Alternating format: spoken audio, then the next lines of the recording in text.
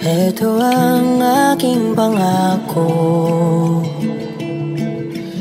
pag-ibig na di maglalaho.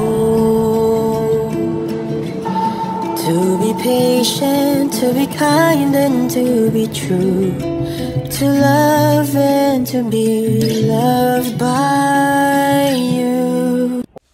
Chika Minute, letter B, fresh na fresh, lagi ang aura.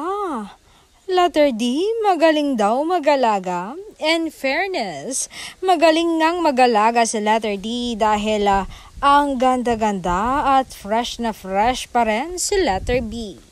Muling nakaharap namin kamakailan sa ABS building para sa solo movie niya. At talaga namang nagmumura ang beauty at aura ng dalaga kahit wala pa siyang make-up noon. Kahit nga super busy sa kaliwat ka ng trabaho ang young actress, ay napapanatili pa rin ang dalaga ang kanyang fresh aura at balingkinitang katawan.